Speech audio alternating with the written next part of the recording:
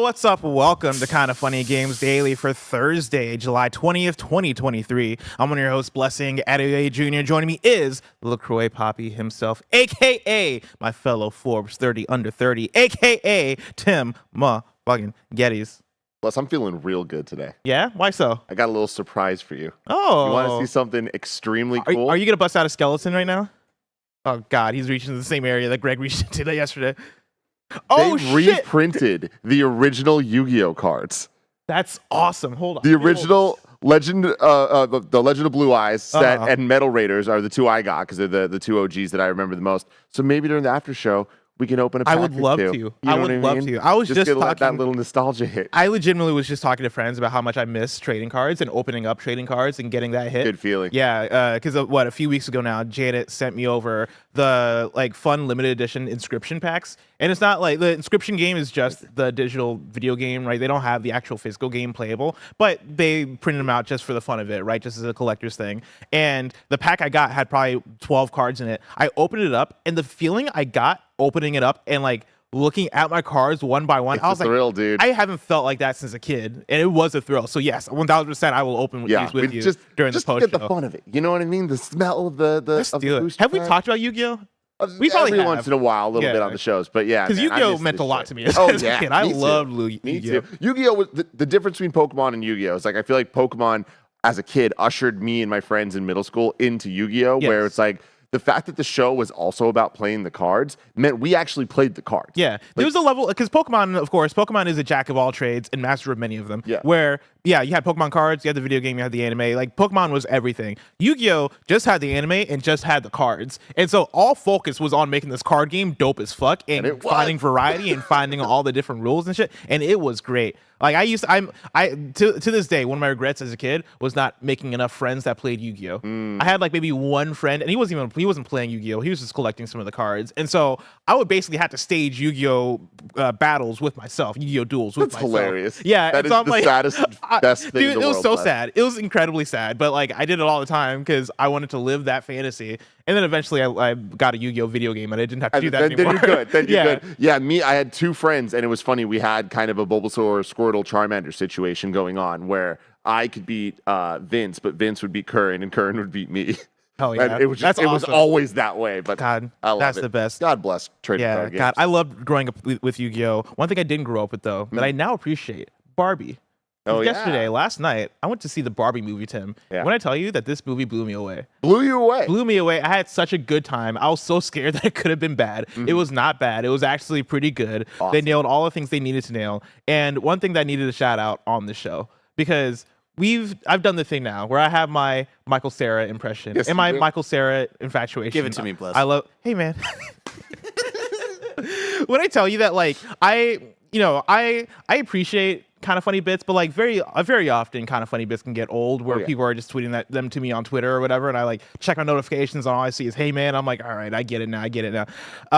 When I tell you that last night there was a moment in the Barbie movie where Michael Cera says hey man. No Are you serious? And I fucking died. It was the funniest thing that could have happened in the moment, in the way that it did. I won't spoil what happens when he says hey man, but he says it. And legit, I'm the only person in the theater that started busting out laughing. That is was fantastic. Incredible. I've seen it later today. Chat, yes. So I'm sorry because there was a law that was passed where anytime Blessing says, "Hey man, I gotta bring up Michael Cera," someone deleted Michael Cera from the computer. Oh no! Who would do such a thing?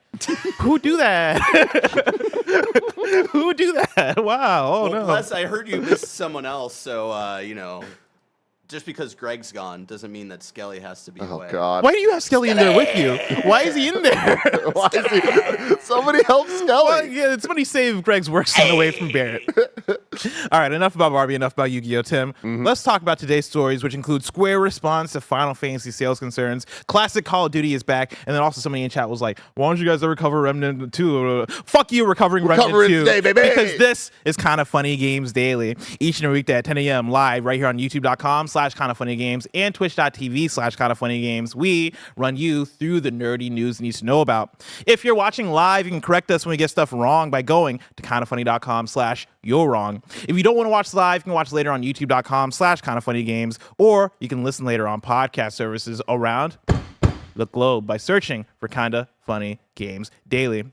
Remember, you can use Epic Creator Code Kinda Funny on all Epic Store and Epic in-game purchases like Rocket League and Fortnite to help support the channel. To be a part of the show, head to kindafunny.com/KFGD to write in with your questions, squad ups, and more. And remember, patreon.com/kindafunny will get you the show ad-free, plus a bevy of bonus content. Housekeeping for you, our Oppenheimer in review and Secret Invasion episode 5 review are both up right now on youtube.com/kindafunny. Oh, that's something else I wanted to bring up, is that what does it count as Barbenheimer, like the double feature thing, if I do them on 2 separate days, like back to back? But it's like the same 24-hour period. Yeah, that's a good point. That is a good point. Yeah, like what is the cutoff? Because like I finished Oppenheimer at 9 p.m., 10 p.m., 10 p.m. I believe. 10 p.m. Yeah. And I finished Barbie the next day by like 9. I'll give it to you. Thank you. You Okay. did it. You did it. And it was an I'm proud of you. experience. Yeah. Yeah, dude, cinema's back. Cinema's back, Friends baby. of mine did do the Barbenheimer thing yesterday, where they went to go see Oppenheimer and then immediately went to go see Barbie. They hit me up. What was it? When did we see Oppenheimer? Tuesday. Yeah. They hit me up Tuesday night and they're like, "Yo, like we're gonna go see Oppenheimer tomorrow. Do you want to come?" Like, I'm gonna be honest, no.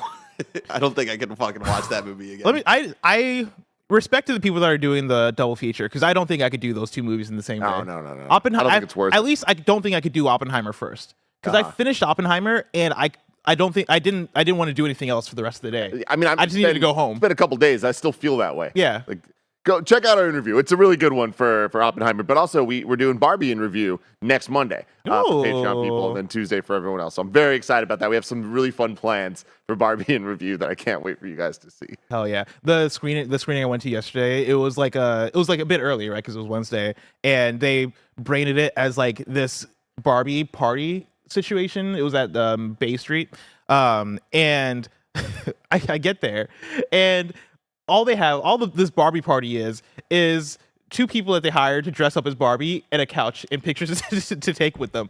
And I get there. Wes, I don't think this was official. I get there early because I thought the movie was at 6:30, and I'm stuck in traffic because it was rush hour traffic, and I'm going all the way to East Bay to watch Barbie, and I like drive for like an hour and a half to get there at 6:30, and then I'm like, I text my friends. I'm like, "Hey, what time is the movie?" And they're like 7. I'm like, "Ah, shit. All right." So I'm just standing outside the movie theater, just hanging out. And Barbies? That's the thing is I'm like trying to act like I'm not there for the movie, but You're wearing all pink. I'm wearing the most pink shirt you've ever seen. And so I make eye contact. This is actually, so Bear has up the picture. So these are the 2 couches, and then that's the, this is the area. The 2 Barbie ladies actually aren't in this picture. Actually, do I have the picture? No, I don't. But yeah, like I get there and I'm the first one there, and I'm like looking around, and then finally I make eye contact with one of them, and they start waving, and I'm like, "Oh, hey, how's it going?" And they're like, "Do you want to take a picture?" And I'm like, "Sure, I'll take a picture." But it wasn't on my phone. They had their own photographer that they're taking pictures with, and so if I appear on a random Instagram influencer's Barbie like photo shoot, just know that I didn't fully want to be there. I love it. I love it so much. And then also, Tim, can you believe it? Comic-Con is this week, and Greg's got a couple of panels for you on Thursday night. That's tonight. Come hang out with Greg. Catch the premiere screening of the first episode of Twisted Metal. Like I said, Tim, film is back. And perhaps play a game of Kind of Feudy for a giveaway you don't want to miss. That's happening at 10 p.m. in room 6DE. And then Friday, tomorrow, Greg's hosting the Genvid Slate reveal, Silent Hill Ascension, and special guests from DC and Gearbox at 11:30 a.m. Pacific time in room 6BCF. Thank you to our Patreon producer, Delaney Twining. Today we're brought to you by Liquid IV, but we'll tell you about that later. For now, let's begin with what is, and forever will be, the Roper Report. It's time for some news. We have 6 stories today. A baker's dozen! I thought it was Toad for a second. I didn't see the screen. I just heard it. Oh yeah, no, that's Skelly for you. That's Skelly? Yeah, Skelly's a wild boy. That's Skelly. Skelly is crazy. Story number 1. Xbox 360 Call of Duty games are outselling last year's Modern Warfare 2. This is Wesley Yinpool at IGN. Classic Call of Duty games have shot up Xbox's top paid games list, fueled by recent improvements to matchmaking and an eye-catching sale. 2009's Call of Duty Modern Warfare 2 is currently the top paid game on Xbox, followed by 2012's Black Ops 2, 2010's Black Ops, and 2011's Modern Warfare 3. Treyarch's World at War and Black Ops 3 are also in the top 10. These older Call of Duty games are outselling big hitters such as Red Dead Redemption 2, Hogwarts Legacy, Elden Ring, and even last year's Modern Warfare 2. It's a remarkable resurgence for a collection of games once thought consigned to the history books, but recent developments have rekindled interest in this golden age of Call of Duty, fueled by apparent matchmaking improvements made by Microsoft itself. Reports indicate thousands of people were online over the weekend playing these old Call of Duty games afterwards. Word of surprise server fixes spread among the community like wildfire. However, reports also indicate lobbies are still affected by hackers, boosters, and cheaters. Interestingly, alongside the supposed Microsoft effort to sort out old school Call of Duty came a sweeping sale targeting many of the games. Microsoft and Activision have yet to comment on what's happening, IGN has asked, and the radio silence is fueling speculation both companies are preparing to drop the Call of Duty back catalog on Game Pass. Tim? Yes. When I sat down to start prepping KFGD, I saw this story and I was reminded of the Call of Duty resurgence that Snow Mike's been talking about. We talked about a little bit yesterday on the post show. And as soon as I was reminded of this, the first thing I did was turn on my Xbox. I went to Call of Duty Black Ops, and then I Googled, actually, how many players does Black Ops have versus Black Ops 2? Turned out Black Ops 2 seemingly has more players. So then I went to Black Ops 2. I bought Black Ops 2. I downloaded Black Ops 2. You're part of the story. I'm not part of the story because I played some games of Team Deathmatch, and I got destroyed. It was great. Did you have fun, though? I had a lot of fun. Dude. What blew me away was all the feelings I got when I booted the game up and I experienced the menus again. Because, man, like, it's been, over a decade now since Black Ops 2. I totally forgot about, like, how that game looks, how that game feels, like, how that, like, the emotion that game could spark by not seeing it in a decade. And so going back and being like, oh, yeah, this is what Call of Duty was. Like, this is kind of crazy. It ignited all that. Going back to old maps that I love playing on, like, that ignited that feeling of nostalgia. And, yeah, it was really fun. Yeah, man. I'm repeating myself a little bit from the post show yesterday, but I think that it's so cool that we're at this state with video games and the internet being as advanced as they are and able to work with each other, and especially on the Microsoft side with all the ecosystems it's been building over the years with backwards compatibility and xCloud and Game Pass and just all these things working synergistically to allow preservation of not just video games, but video game experiences, and them just kind of giving a little bit of support, or a lot of support. I don't want to belittle it at all there.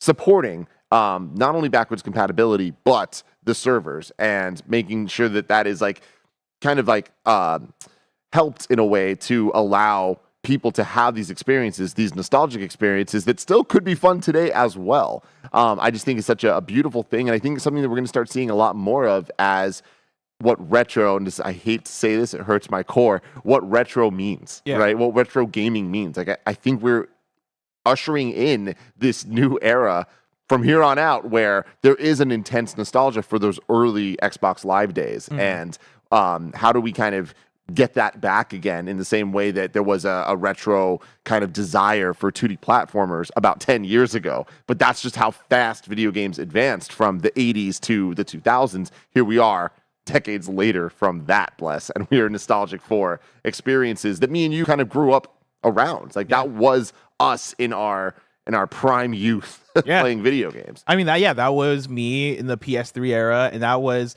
when I first started to get a bit more disposable income. That was like PS3 era would have been high school going into college for me, which I'm sure makes a lot of people feel old and then makes other people feel young. But yeah, like, that was for me such a definitive era, and like, I'm sure I could say that about any other era, right? Because PS2 was, oh man, this is middle school, right? Like, N64 was like becoming, like, you know, these eras of games define eras of our lives in a really cool way. And so picking up Black Ops and going, wow, this reminds me of going over to my friend Stevie's house or going over to my friend Ceramel's house, and we would go on I always forget the name of the level, but it was like a yacht level, and we would play sticks and stones where it would just be the crossbows and like the knives that we could throw. Like, that's how we played that game. Yeah, it was a blast. We did that. We did Gun Game, and that's what we did all the time. Dude, Gun Game Black Ops was such a fun time. Alone, I think I put at least 50 hours into of just playing that with Black Ops 1. And to Xbox's credit, I played those games on PlayStation. I'm picking up Black Ops 2, and I don't have any like save data, and so I'm starting from scratch. I've seen people online talk about how yeah, I have the same save data that I had Dude, I mean, 10 years ago. And that's so cool. And it's this ecosystem that they've invested in that is now going to benefit things going forward, both new games and old. And I just love that so much because we see so many stores going down, the Vita stores down, the Wii U stores down, like all of that. And like Xbox is really, really investing in a future for the past. I just think that is so damn awesome. And talking about the Call of Duty side of it, it's like this story to me is so fascinating. And, you know, we sit here on Games Daily talking about our predictions of what gaming is going to look like in a couple years and like what sales might look like and all of this and how Game Pass affects that and how these acquisitions are going to affect it of like, are games going to sell actual copies at $70 even though they're also on Game Pass? Like that is a question that we ask. Are they leaving money on the table? What have you? Yeah. I feel like stories like this show that the general audience doesn't know nearly enough to make the educated decisions to, I can just do Game Pass. And that is so many people that once they hear it and once they understand it will do that. And so I just feel like there's so many new Game Pass subscribers on the table that will end up subscribing that at this point don't even know about it. And then on the other side, it's never going to be all of them. There's still going to be the people going to GameStop that when the GameStop person's like, you could just get Game Pass or whatever, they're like, no, I'm buying this game. Thing. And they're going to buy it. And Xbox is going to make a shit ton of money because all signs point to Call of Duty games coming for free on Xbox Game Pass. Oh, for sure. Sooner than later. Like, I would be shocked if it's not. Like, I feel like at October at the latest. Yeah, I think whenever legally they have the green light to do this, right? Whenever everything finalizes for the acquisition, immediately you're going to make this happen. And either that or when it strategically makes sense, because I could see the case of, well, if this all happens as we're about to put out a new Call of Duty, maybe they wait a month or maybe they wait some time. But like, I think as soon as it makes sense to do this, they will do it because like get all those games available for your Xbox audience, that everybody that has Game Pass, and then have those servers on, have those servers improved, right? Fix the things that are wrong with it, and have this resurgence of Call of Duty, and then that starts teeing you up for whatever the next step of that is. One thing that we talked about was the idea of what if you could have a Halo Master Chief collection of Call of Duty, where it is a couple years from now, you put out the Call of Duty Black Ops collection that are all the classic Call of Duty Black Ops maps remastered or remade for modern platforms. I would be totally into that. Like, I would buy that in a second. And that's something that, I mean, to your point of money to be made off of Game Pass or on Game Pass, you put out a Black Ops collection on PlayStation, and PlayStation's not going to say no to that, right? Like, that's part of the whole deal that they signed, I imagine. And that's going to sell. Like, you put that on PC, that's going to sell. Guess what? The next year, you do a Modern Warfare collection, right? Or a couple years later down the line, you do a Modern Warfare collection, and you can just keep doing these things, right? You give people all the ways that you give people a bunch of different ways to get access to the games that they love. And like, Call of Duty is such a powerhouse. It's what me and Greg talked about a bit yesterday, and it relates a bit to what we talked about Zelda on Gamescast, where it's, who else can do this? Like, how do you replicate this success? And Call of Duty is a very special scenario where not only is Call of Duty the hottest thing today, it's been the hottest thing for the last decade and a half. And at this point, they have limitless resources to reach back to if they want to bring back nostalgia. Like, we're on, what's the Call of Duty that's going to come out this year? Modern Warfare 3? We're on the second Modern Warfare 3. Like, think about that. Like, it's insane. Yeah. So, yeah, like, I guess my question for you, Tim, is what do you think the next step of this is? It coming to Game Pass, of course, but do you think there's anything beyond that in terms of how they treat Call of Duty as Xbox with Activision? 100%. And I think especially with the acquisition inevitably going through at this point, like, that is going to be such an interesting time to look at in the next 4 years of the decisions Xbox makes that we look at and we're like, oh yeah, obviously all the Call of Duty games are going to be on Game Pass. That makes sense to us. We understand that from how the plan is and what they've already built.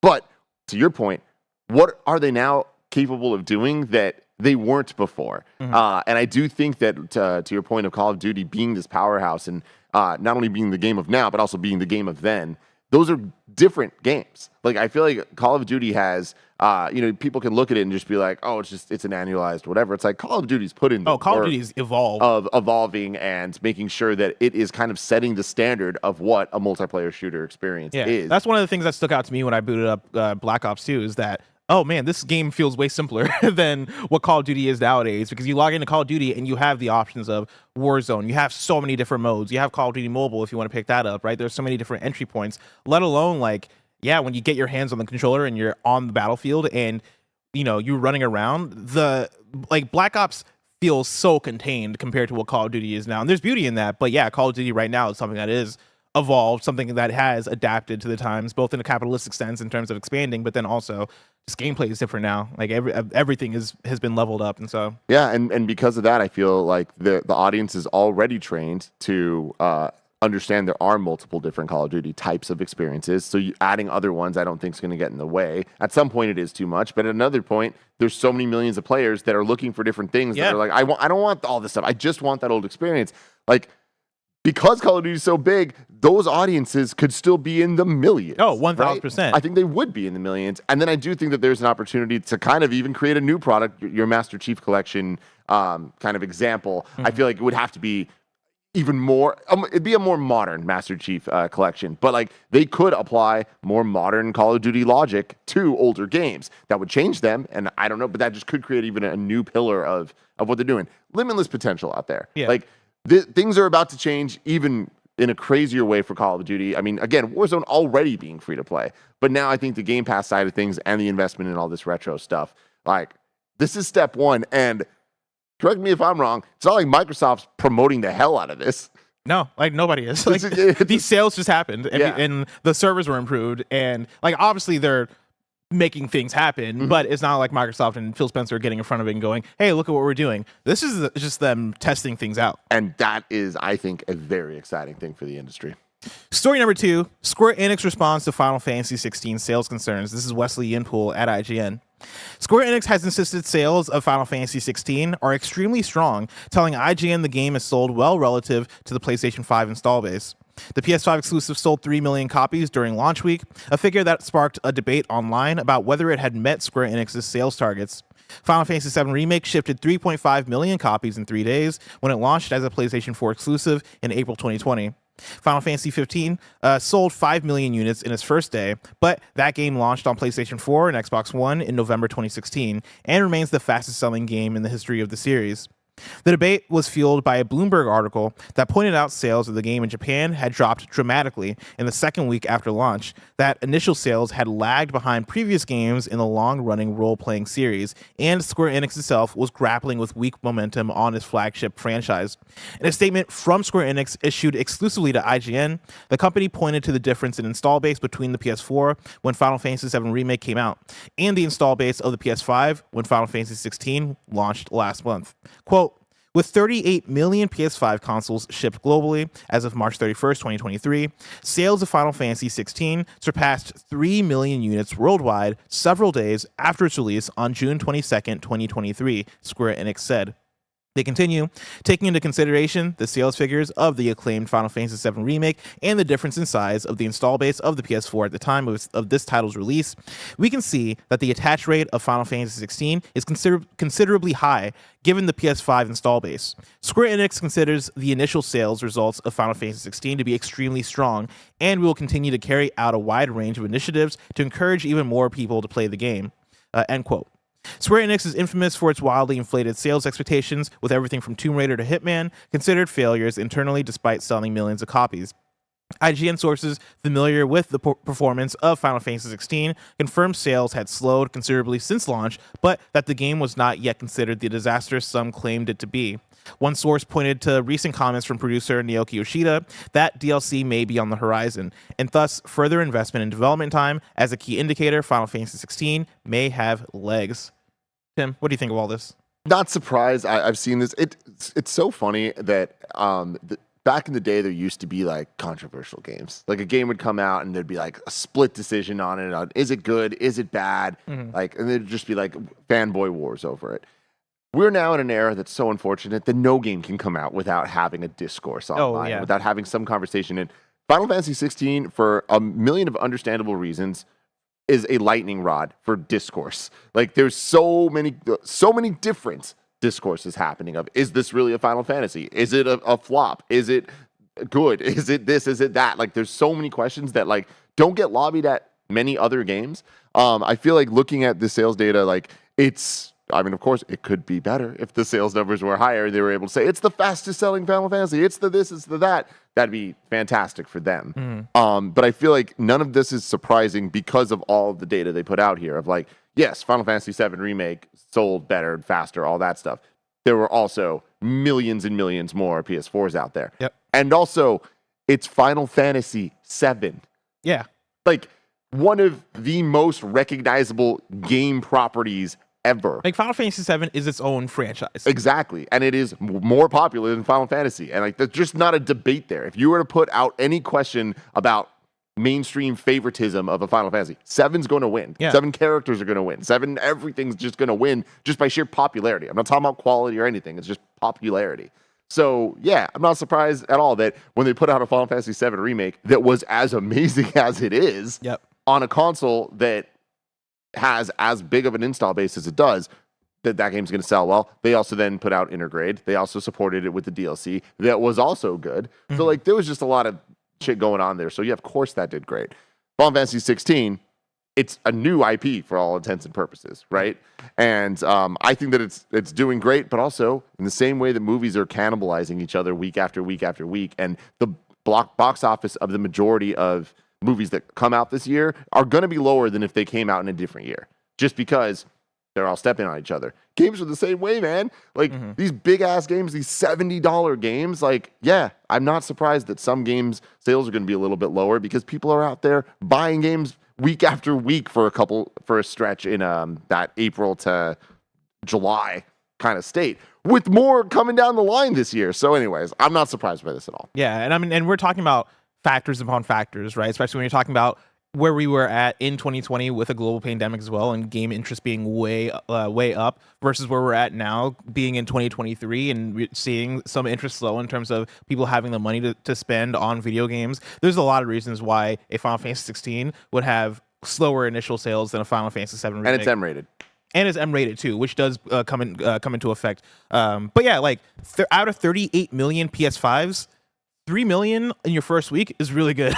Like, those are actually really good sales. And so I'm not too worried about that. And also the idea of maybe DLC coming down the road. That's gonna be big for it. And Final Fantasy 16, I mean, for all of what you're saying about Final Fantasy 7 and what we talk about with Final Fantasy 7 practically being its own franchise, when you're talking about the Crisis Cores of the world, Advent Children's, a remake. It's called compilation of Final Fantasy 7. Oh, sorry, excuse me. With the compilation of Final Fantasy 7 out there. Remake separate, but yes. I imagine that is the dream that Square Enix would have for any of its Final Fantasy games, right? Now, of course, not everything can be Final Fantasy 7, but Final Fantasy 16 is theoretically the first entry into the compilation of Final Fantasy 16 if they treat it right and everything goes probably the way that they would love it to go, right? That is high expectations, but yeah, Final Fantasy 16, cool. Follow that up with DLC, maybe follow that up with a spinoff. Maybe then, hey, if those sales look good over the course of a couple years, maybe we do Final Fantasy 16 2 or 16.5. I don't know. Square Enix is weird with names. They'll figure it out, yeah. Yeah, but I would think that that's the plan for Final Fantasy 16, and this is only the beginning. Like, they're going to milk usually has a negative connotation with it, and at least it's not exploit the way that Embracer would say it. But they're going to milk Final Fantasy 16 for what it's worth. I mean, I agree that they will, but at the same time, you look at Square, you look at Final Fantasy, and it's like, I don't know that there's any pattern we could really follow. Like, we got 10, we got 10 too, baby. Like, that was wild to me. Like, that was the first time they really did that. And then we got 11, which was online. 12 happened. And that was it. There was other games that took place in that world, but they weren't sequels. It was like tactics games and things like that. Or even the other way around. 12 just took place in the tactics world. 13 got 2 sequels. Yeah. And then 14 being online, and then 15 no sequel, but had like a big pack of the city is different. That's like that's like a Smash Brothers. Gotcha. Okay. But 15 had DLC, and it had like pretty robust DLC, at least like a quantity of DLC. And the movie got turned into the Royal Edition that like presented the story way better than the original version did. Yeah, totally. A lot of support for that. So 16, I think, is a really interesting place to be, where I at this point think that we will get DLC. There's story implications that I'm like, there's one big thing missing that I'm like, this has to be. We have to get answers to this. So I imagine that will happen. But like a 16-2, I'm not so sure that that's in the. What about in a the 16 prequel? Any of that? Like a 16 real follow-up? Okay. I'm a little less convinced on. I'd fucking love it. But yeah, I don't know. We shall see. I love the idea of like a 16 spinoff that is straight up JRPG turn-based combat. Because I was just thinking about like Stranger of Paradise and like get my hands on this and being like, oh cool, an action-based Final Fantasy game, and then 16 comes through and it's like, oh okay, well no, this is just what Final Fantasy is now. I'll love to be playing as Clive and like go through menus and like hit a button and he do his thing. Tim, of course we love menus here. And if you like navigating some UI, check out patreon.com. It's kind of funny games. Yeah. You can navigate the UI, click out or check out some cool exclusive shows, and also check out shows ad-free. And speaking of ads, let us tell you about our sponsors. This episode is brought to you by Liquid IV. Y'all know how much I love to stay hydrated, and Liquid IV makes it easier and better than ever to ensure that I'm always living my best, most hydrated life. And you can too. Liquid IV, the #1 powered hydration brand in America, is now available in sugar-free with 3 times the electrolytes of the leading sports drink, plus 8 vitamins and nutrients for everyday wellness. Liquid IV hydrates 2 times faster than water alone, and you can keep your daily routine exciting with 3 new flavors: white peach, green grape, and lemon lime. Let me tell you, the white peach is good. It's real good. We here at Kinda Funny swear by this stuff. 1 stick of Liquid IV in 16 ounces of water hydrates you 2 times faster and more efficiently than water alone. Real people, real flavor, real hydrating. Now sugar-free. Grab your Liquid IV hydration multiplayer sugar-free in bulk nationwide at Costco, or get 20% off when you go to liquidiv.com and use code KINDAFUNNY at checkout. That's 20% off anything you order when you use promo code KINDAFUNNY at liquidiv.com. And we're back with story number 3. Remnant 2 has its reviews out now. We got a review roundup for you. Right now on Metacritic, it is sitting at an 81. On OpenCritic, it is sitting at an 82. Travis Northup at IGN gave it a 9 out of 10 and says, it's astounding to think that if I were to create a list of my favorite Souls-likes, my favorite looter shooters, and my favorite procedurally generated games, Remnant 2 would appear on all of those lists. What an opening line. That I know. is awesome. I've never been so, and this is me talking, not the review. I've never been so sold on a game from just the first That's sentence of awesome. a review. Damn. This is a triumphant sequel that doesn't just reimagine the Souls-like genre as a co-op looter shooter, but absolutely nails that concept in nearly every way, including many that the original did not. With completely engrossing combat, challenging and memorable boss fights, ultra-dense build crafting options, incredibly cool procedurally generated levels, and a clever multiversal concept that allows for a ton of different adventures in one package, it's very likely going to become one of my most played games this year. No matter which part of the multiverse you find yourself in, you should do yourself a favor and play this gem. Jason Coles at Rock Paper Shotgun gave it an unscored review and said, every aspect of Remnant 2 is excellent, and I've only just scratched the surface. If you're up for round 2, you can re-roll the campaign, which completely rebuilds the game with a random collection of areas and bosses. You also have the ability to re-roll planets if you wish, for those who just want an extra dose of their favorite area. Remnant 2 doubles down on everything its predecessor did, and the result is an incredible achievement. I'll be playing it regularly for years to come. And then Richard Wakeling at GameSpot gave it a 7 out of 10 and says, Remnant 2 builds on its predecessor to create a rewarding and unpredictable experience that's difficult to put down. Hell yeah. Hell yeah. You love man. to see good games. You really do. We were just talking about this. I think it was me and you earlier this week talking about how cool it is that a game like Remnant 2 that we've heard of, we know about, but it's not like the biggest name in gaming can come out and really look as good as the game we're looking at right now, and review as well as it is, and be talked about this way where it's like, yo, we might have another, like a breakout hit, you know? And I think that that's just awesome that can still happen in an era that I think has gotten so pulled to the AAA or the indie that like getting something that can be this AAA looking that's not kind of on the tip of our tongues when we're talking about that is very cool. Yeah, like, and what this reminds me of a little bit too is there was a Kurt Indoneva from GameSpot has the show called The Kurt Locker. Actually, no, this wasn't the Kurt Locker thing, although shout out to Kurt. It was a Timur thing that Kurt was on called Spot On. GameSpot has the show called Spot On where they do like these 10-minute discussions. Such a good name. Great name. And they had one episode of it where they talked about experimentation in like the AAA space and how most of the innovation that we see in video games, most of the new, fresh ideas that end up sticking come from the indie space more so than the AAA space. And the argument that Timur and Kurt were making was that they would love to see some of that innovation come from the AAA space as well, because that is where the money is, right? Like, you have the money to spend on, hey, let's try something new. Let's try something fresh. Let's try something different. And Remnant, like I don't know much about Gunfire Games who developed Remnant. Like I go through their history, and they did Chronos. They did Darksiders 3. I guess yeah, Chronos and Darksiders 3 is basically their whole thing, and then they have some other games from there. But I guess I don't know where they actually have 82 employees. So I would consider them on the AAA to AA side of things. I love seeing them put out a game where Travis Northup is able to describe it as like, dude, it's one of my favorite Souls-like, but also one of my favorite looter shooters, but also like the procedural generation. The fact that it has all those different elements to it, and I've not seen many games try that. That's so cool. I want to try that out to see what that looks like. And on top of that, like this tells me not a game for me. Yeah. But I feel like those things, I see how they work together. I see how a game can be all of those things, and that feels pretty fresh. Yeah, like that feels like combining a lot of like great elements that people do love about games that actually complement each other fairly well. 1000%. And I read that, and it sounds so much for me, and that's something I didn't know I wanted until I read through it.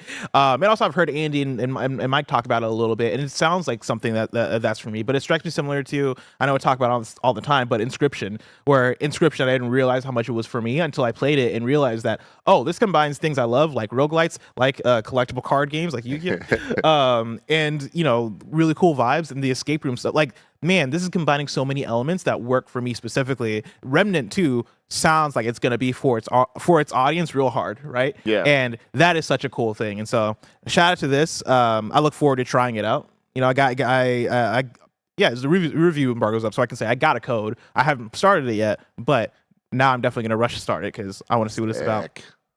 Story number 4. Insomniac has offered a new look at Spider-Man 2's Venom. This is Tom Ivan at Video Games Chronicle. Venom. Insomniac Games has provided a fresh look at Marvel's Spider-Man 2 villain, Venom. A new screenshot of the character can be seen via Entertainment Weekly, which spoke to some of the game's developers ahead of a bigger Comic-Con reveal later this year. Candyman actor Tony Todd will be voicing the symbiote-fueled Venom in the upcoming PS5 sequel. Insomniac creative director Brian Intihar told EW that he put off casting the character for as long as possible because I was so scared, quote, because I was so scared of who we were going to get to do the voice, end quote. He added, quote, we knew it would be so anticipated and people would have a lot of opinions on it, end quote.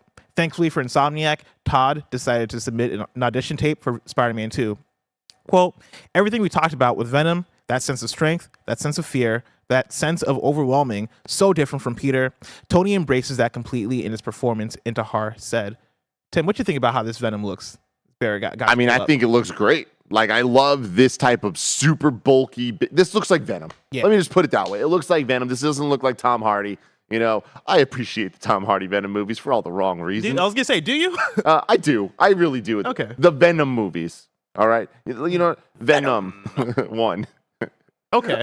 You know what? I don't know what I'm saying. What I am saying is I appreciate Tom Hardy's Venom. I don't appreciate him as Venom. Okay. I don't like the movies, but I like the character. I have no idea what you're talking about. I like this character. I wish he was just They're one and the same, Tim. You gotta love both. Yeah, then if that's the case, I don't. Tim is trying to find anything he appreciates in his No, family. I think that I think that Tom Hardy playing Venom is funny. I really do. I can get behind that. I enjoy him. I enjoy his weird little, I don't know. He's fucking weird, and I like it. I don't like it being Venom. But, so anyways, there's that. But that's Venom. I like how that looks, and I'm very, very excited to see where Insomniac takes it because I trust them. They've done such a good job taking characters that I've known and loved for so long that I've seen so many different takes on and somehow make it all fresh. Like, and if they can do that to a villain like Doc Ock, which like I thought there was nothing left in the tank for me after having so many classic storylines and at that time point having just come off fairly recently of like the Superior Spider-Man story that I thought was the freshest, dopest take on Doc Ock I could possibly get. For them to do what they did in the game, I was like, oh man, they still got it. I think Venom is a challenge because we all have thoughts on what Venom is, and then it's been very much tarnished the last couple years. So I think they have a great opportunity to reinvent Venom again, but also kind of go back to the basics of what we expect. But I also think that it's gonna they're gonna nail it. That's where I'm at. Hell yeah. Yeah, I can't wait to see Venom done well in a space like this, right? That is high production, high budget. I was gonna say live action. It's not live action, it's a video game, but you get what I mean, right? A performed Venom, because I know you get that out of the cartoons often, I imagine. But like out of TV and movies, or out of movies in particular, right? We've gotten Venom in ways that we've not deserved. We've not deserved. Like, nobody asked for this. Nobody asked for Spider-Man 3. You didn't like Eric from That 70s Show playing Listen, Venom? I love Eric from That 70s Show, but in no world should that man be playing a Venom. I'm sorry, Eric from That 70s Show. I still love him. Topher Grace. Hey, Barrett. I'm going to send something to, what would you prefer? Assets? Yeah. Yeah, cool. A really cool thing that I was trying to find here, and it was way harder than I expected it to be. At Comic-Con right now, they're doing the Spider-Man 2 panel, and they have an activation on the show floor that people can take pictures. You can take a picture in that screenshot that everyone used as a thumbnail for the last couple of years, like the screenshot of the reveal trailer for Spider-Man 2. You can take a picture with them, which is just fucking awesome. That's so smart. Damn, we need to get Greg to take a picture there so that like we can just use that for our thumbnails going forward. Yeah. No, because then he's gonna take his shirt off, and then he's gonna get kicked out. You know. Well, when does Greg take his shirt off? I think you're thinking of shirtless Spider-Man. I think you're thinking of shirtless Spider-Man. I think who actually should Greg get shirtless. You know. Yeah, I mean, Totally Greg does different, get shirtless obviously. a lot. Yeah, I'm just joking, but yeah, we should get shirtless Spider-Man on the ground for that. On the ground. On the ground floor. Story number 5: Resident Evil 4 hits 5 million sales faster than any series entry since 2009. This is Tom Ivan at Video Games Chronicle. Resident Evil 4 Remake has reached 5 million sales, according to publisher Capcom. Released on March 24th for PS4, PS5, Xbox Series X, and PC, the latest series entry has reached the sales milestone relatively quickly. In comparison, the last mainline series entry, 2021's Resident Evil Village, took almost 6 months to ship 5 million copies. The last Resident Evil game to hit 5 million sales quicker than this year's remake was Resident Evil 5. Released in March 2009, it reached 4.97 million sales by the end of the following month and cleared 5 million within 3 months. The Resident Evil 4 remake sold 3 million copies in its first 2 days and 4 million copies in its first 2 weeks, Capcom said previously. Quote, Capcom looks to continue expanding the sales with the upcoming release of Resident Evil 4 VR mode, free downloadable content compatible with PSVR 2, it said on Thursday. Oh yeah. Hell yeah, man. You love to see it. I love the remakes that Capcom's been putting out for Resident Evil. I think there's just so much love put into them and to enhancing the experiences and making, I think, the definitive versions of these games. And for Resident Evil 4, one of the best games of all time, to be remade with so much love and now have a new definitive version, I'm so excited for it to be doing well. I think is a great sign. Capcom's out there crushing it. I still have not beat Resident Evil 4 Remake, but now that Zelda's done, now that Final Fantasy's done, I think I might have the time to go back for it, and I'm very excited for it because, man, what a video game. Hell yeah. You see the story or the rumor from the other day that it looks like Resident Evil 9 is set to release in 2024? I might have kind of pointed out. I think it was 2025. We talked about it yesterday. Yeah. Oh, yeah. I forget. It was one of those leakers. Dusk Golem, I think it was. Yes. That sounds right. Yeah. And if there's any evidence towards it, I'm like, okay, cool, then yeah, it's probably happening. Like that's when I would bet that it would. What would you want out of a new Resident Evil game? A Resident Evil 9? Yeah. It's rough, man. Like, especially with where the story's at. Like I mean, I feel like it's gonna be Chris. Like they're teeing that up. And I don't want to spoil things, but like they're getting weird. Mm-hmm. Hey, it is what it is. Like we're way too far gone on this stuff. So I loved Village. Really loved it. Mm-hmm. It got goofy and wild in a lot of ways, and Ethan sucks as a main character. God, I hate Ethan so much. I don't know. I think that's just where we're at. Like I don't have anything to ask for. I just want them to put out a game because I just trust them. Is there a setting you would like? No, not really. No? Like I'm always, you know me. I'm a nostalgic guy. I'm always gonna want just take me back to another village. Like what I want from Resident Evil, more like legitimately, what I would want. It's not a new one, but I'd want a Resident Evil 1 remake. Like, I feel like RE1, Spencer Mansion, all of that done in the RE Engine remake style, I'd be so thrilled about. The original remake is incredible and still holds up to this day. But I feel like that story, that cast of characters, that location, those boss fights would just sing with the RE Engine. And I feel like people like you who haven't experienced where it all began. And I feel like there's an opportunity even to potentially integrate some of the Resident Evil 0 stuff into it to make it a little bit even more fleshed out. But anyways, that'd be my hope. RE9, it's going to come at some point, and I'll play it. But we'll all play it. To a certain extent, I'm a little RE'd out. I think that all of us are. I was thinking about that too. I think I am a bit also. Like I could use, I'd be down for them to take a couple more years off of RE to give us a break a little bit. Because they've been putting those things out at a really good pace, really consistently, and they've all been very, very good. But after you play a lot of REs back to back, and also I think I might have done this to myself a little bit because I played RE7 and RE8 very close together. But after playing like 5 of those games in a close time frame, I'm a bit RE'd out as well. Yeah. But I look forward to seeing what they do with RE9. Me too, man.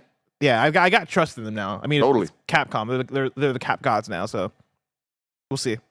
Final news story for you. Story number 6. Bandai Namco cans Gundam Evolution just a year after launch. This is Wesley Yinpool at IGN. Gundam Evolution shuts down this November, just a year after launch. Bandai Namco said the free-to-play 6v6 shooter will end on November 29th, 2023, making it unplayable. Gundam Evolution launched on PC in September 2022, then on console in November last year. In a note to players, executive producer Kazuya Maruyama said the announcement was made with great sadness and issued an apology to players. Quote, "We wanted to create a title that brought FPS fans and Gundam fans together," Maruyama continued. "We challenged ourselves to create an authentic Gundam FPS game that could be played globally. Unfortunately, we have determined that it is no longer possible for us to provide a service that satisfies our players." End quote. I'm sure this is one that makes Andy Cortez a little bit sad because I think he playing this every night. He was playing this every single night. Yeah. He would start off with Overwatch and then move on to this and then play a little bit more Bloodborne every single night. Is there anything cooler than a Gundam? No, I just don't not. think so, man. Like, they nailed the design. It's like, oh, fuck, man. Like, they just look so sick always. And I think, I don't know what the fan base of this game was in terms of people still playing it and how involved it was. But it being less than a year old, I would think that it's not. Kindoffunny.com/you're-wrong. I assume this game wasn't dead, right? I assume this wasn't we all forgot about Gundam Evolution. This is what we're watching right here was a trailer from literally a month ago of updates. Yeah. And so this strikes me as another one in that story of, man, it's so tough to be a online games as a service game right now. It takes a lot of support, it takes a lot of work, and at a time where people's attention is being split by different games or games that they've solely put their entire selves into, it's hard to come out as one that's not a top 5 games as a service game right now. And so it sucks. RIP. Yeah. Tim, I can't wait to see what the next Gundam game is and see if me, you, Andy Cortez all pick it up and play it together. But the release of the next Gundam game is just so far away. If I want to know what's coming out to mom and grab shops today, where would I look? The official list of upcoming software across each and every platform, as listed by the Kind of Funny Games Daily Show hosts each and every weekday. Yeah.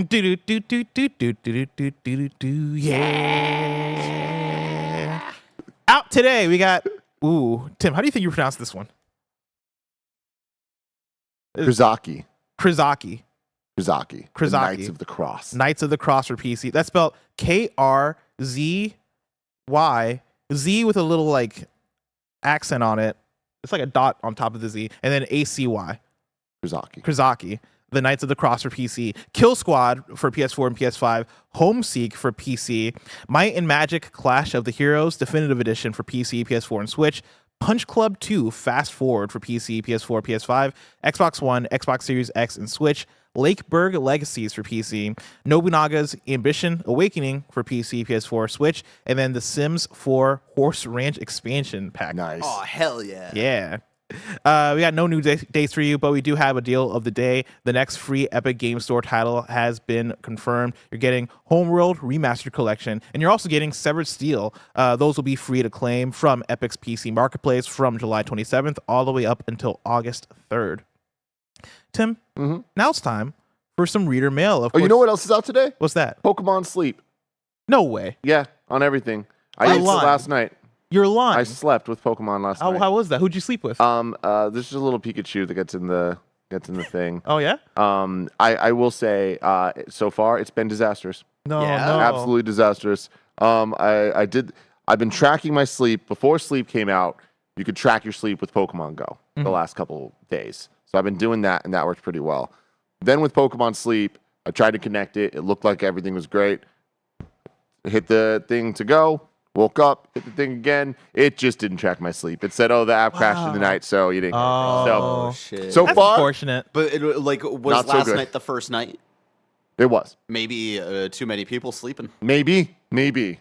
But anyways, I plan to keep sleeping, so I'll keep you guys updated on how it goes. All right, let me know. Maybe I'll sleep with you. Yeah, maybe. Yeah, Maybe I'll think about Take a it. nap in the middle of the day. See how the servers Yeah, are. You know. yeah. It counts twice a day. You can sleep up to twice a day and have it count. Only Really? twice. Wow. Yeah, Damn. yeah. Pokemon I doesn't well, want you like to sleep. twice. Wouldn't that be Pokemon nap? Would that be a sleep? Yeah, it has to be a certain amount of time. I think it's 2.5 hours. Oh, okay. So that is a sleep. It's All a right. sleep, Excuse man. me. It's not Pokemon Whoa. nap, dude. No. All right. We got reader mail for you from Dr. Smith, who writes into kindafunny.com/KFGD, just like you can, and says, "Hey, KFGD crew. There's been some interesting drama around the scope and content of Baldur's Gate 3 being criticized by various developers, including Blizzard, Insomniac, and Obsidian. Some devs are saying that Baldur's Gate 3 shouldn't be used as a new standard for RPGs, calling it an anomaly and Rockstar-like nonsense, while others are saying that it should be the new standard, pointing out the hard work and struggles Larian has had to go through to get to where they are now. What are your thoughts on this? As always, thanks for making excellent content." Tim, have you seen this at all? Yeah, I've not. I've barely I've just any of seen it. little back and forths on Twitter, and I'm like, you know what? I don't want to deal with this. Yeah. That's usually my take on this. Again, we're in a stage where everyone's gonna have opinions about everyone, and everyone's opinions about everyone's opinions are gonna be talked about as a conversation piece, and Yeah. it's just kind of like, all right, y'all, can we just let people do some things sometimes? Some people do things. Is that a bad read? I don't know. Yeah. My read on this, knowing I'm not seeing much of the discourse and the back and forth, would be that not every game and not every RPG should be measured by one metric No, or the same it metric. shouldn't. Yeah, like every game is different. And so my thing, and like this is a beef I had when Dying Light 2, when that was announced, is like, oh, we have hundreds of hours of content or whatever they said, and everybody was like, oh, yuck, like this is too much, right? People are free to say that. Yuck. Yuck so much. people are free to have that reaction or whatever. But also, I don't like, if I don't want to play that content, I don't have to play that content. Like if 100 hours, like if that game is, let's say that game is 30 hours to beat, right? It just has that much side content. I don't really care. I'm just not going to play the side content. That's how I go about it for me. In the case of Baldur's Gate 3, I mean, this is a game that's coming from Larian, right? These are the guys that did Divinity Original Sin 2. These guys make deep-ass RPGs, right? That are meant to be expansive, that are meant to be deep, that are meant to be these TTRPG, Dungeons & Dragons-like experiences. Yeah, these games, from them, I expect them to be vast. I expect them to be long. I expect them to be deep, right? That I don't have an issue with. That doesn't mean that I'm going to take that and go, now Final Fantasy has to be this, right? Or now Elder Scrolls has to be this or whatever, because every game is different. I'm a fan of also the idea of the opposite. I like the idea of having an RPG that is under 10 hours. That's why I love The Forgotten City, because they took the like the mechanics and the structure of a Elder Scrolls game, because it started off as a mod for Elder Scrolls, and turned that into an under 10-hour experience, and that was really cool. Undertale is another RPG that's under 10 hours. Again, these are all different games, but I think they all have their place and they all add value because they are leaning into the fan base that they're serving. And if the games come out and they end up too long or too short or whatever, I think usually that just has to do with how that time relates to the content, right? It's not necessarily because an RPG needs to be 100 hours long or an RPG should be 5 hours long, right? I think it all is about context. It's all about treating your kind of game right. Yeah. But Absolutely. Just to jump in here really quick, not thinking about the content side of it, but more of just like the development process. I'm of kind of two minds here, whereas like one side is saying that like this should be the industry standard. No, definitely not, because I feel like people who say that probably don't understand what it takes to make a video game, especially a game that is like this expansive. Not every team is equipped who are making RPGs to make something like that. And then on the opposite side, right, of like, you know, people saying like, hey, like this type of game should never be made again because of how big it is.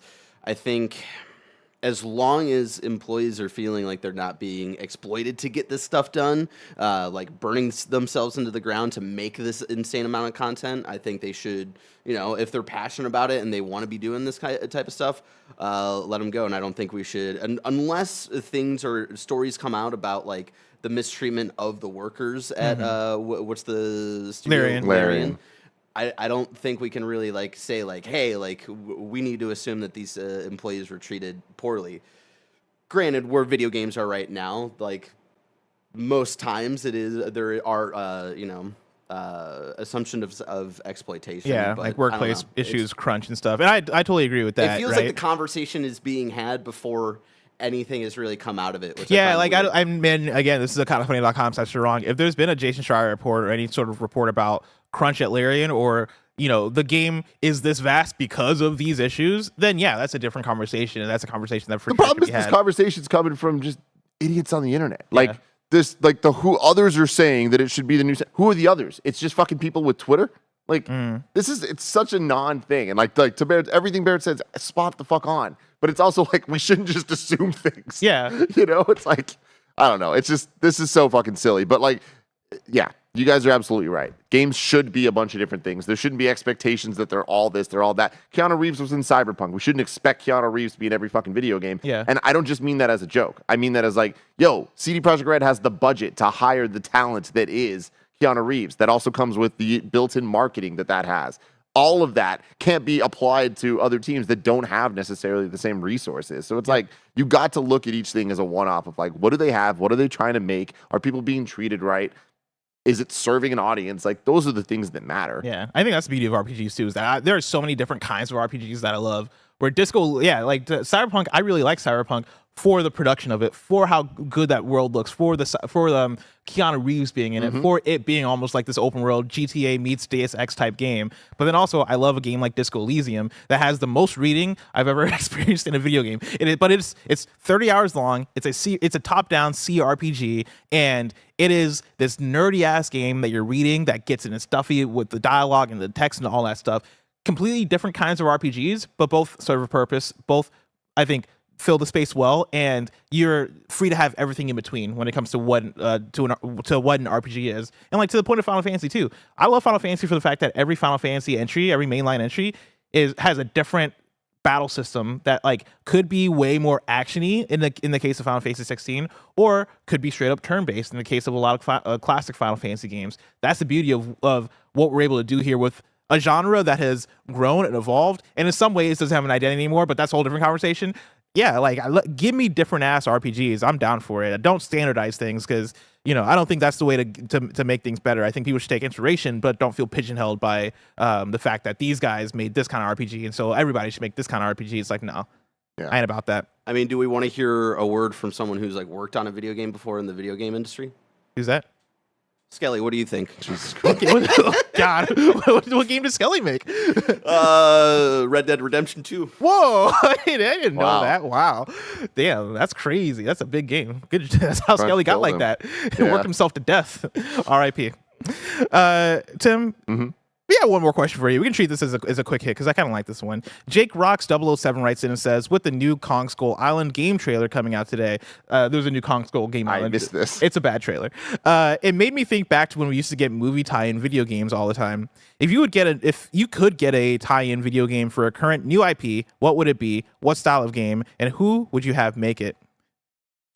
This is rough because I feel like we these days do still get them. They're just good and high quality, and they aren't explicitly based on the games. Like we have the Arkham games; they're not based on the Dark Knight trilogy, but like we get good Batman games, So to really be like, what shitty IP game, like what game, like a Swimming in Sevens type game, like I got Fast and Furious Crossroads. You know what I mean? Oh yeah, that's true. You did get that already. So besides that, it's like you could say something like a Mission Impossible, but I feel like what we've talked about is like a Naughty Dog Mission Impossible. That's not this. Sure, yeah, no, 100%. So I don't know. It's hard. I feel like games and movies have gotten so university and like franchised that I think that the niche for this type of game is it's different than it used to be. I know. Okay, He's not here this week. He's taking a little vacation, our little boy Roger Picorni, and that's because we made him play through one Golem.